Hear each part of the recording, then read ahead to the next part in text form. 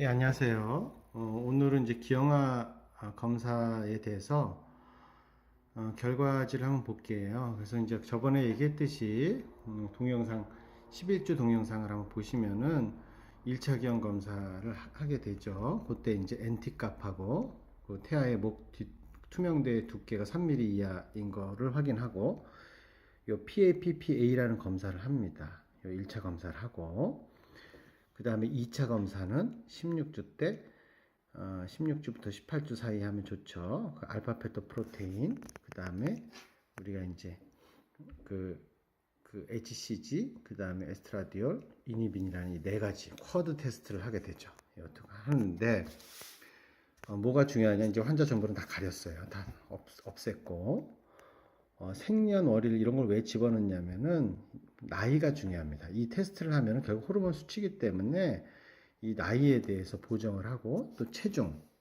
특히 이제 임신 주수를 두 가지를 다 써줘요.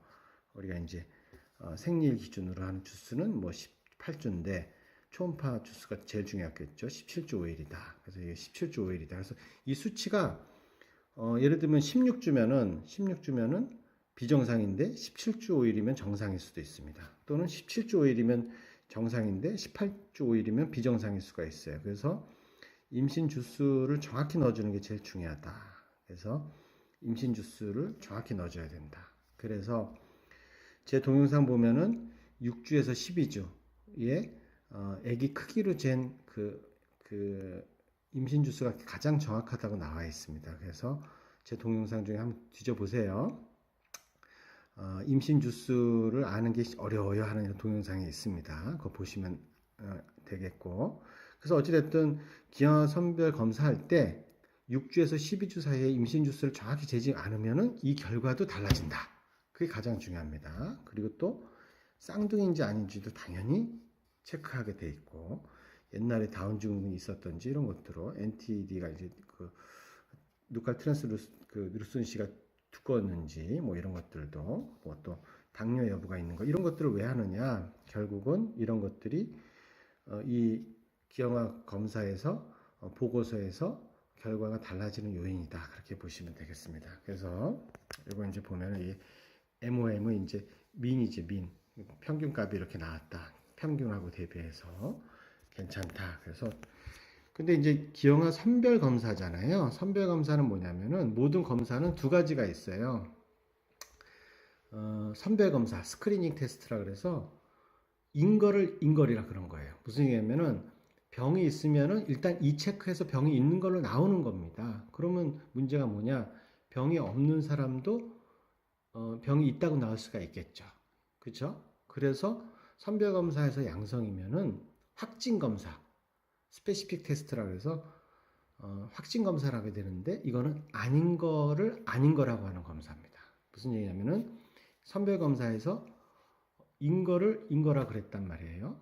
가장 좀 그 쉽게 알아들 수 있는 예를 들면 에이즈 혈액이 100개가 있는데 에이즈 혈액이 하나가 있어요. 그럼 선별 검사를 하면 3개가 에이즈가 걸렸다고 나와야 돼요.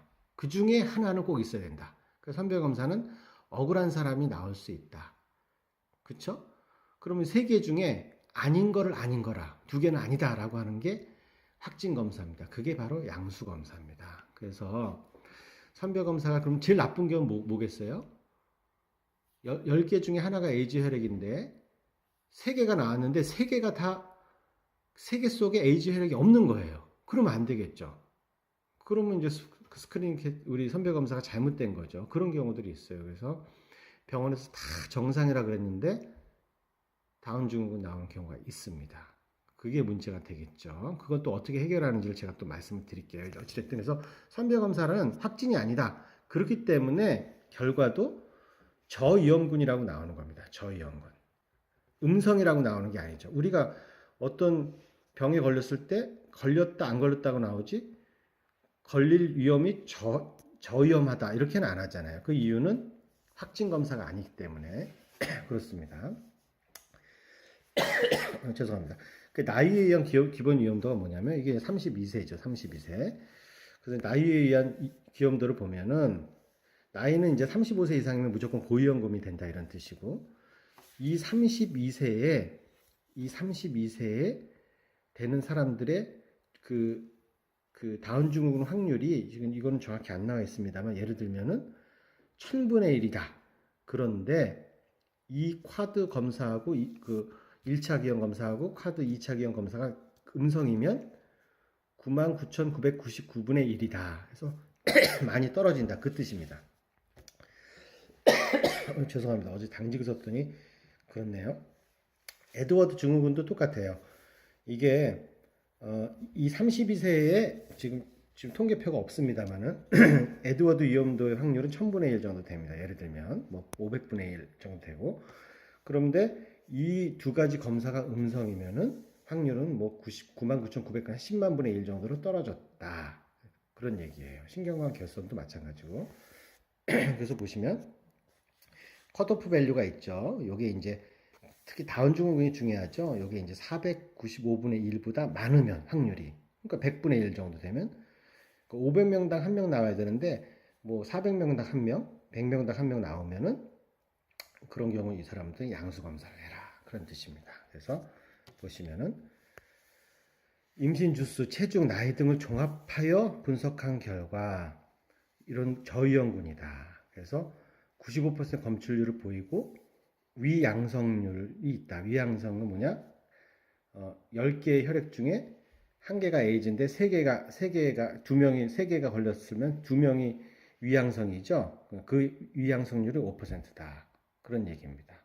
다만 이제 걸러지지 않는 것도 있다. 그 뜻입니다. 그래서 지금까지 여기까지 봤고요. 그래서 제가 요거 이제 하나 했는데 이제 몇 가지를 해보면 그게 그 뜻이구나 이제 알 수 있습니다. 어찌됐든 오늘은 가장 중요한 거는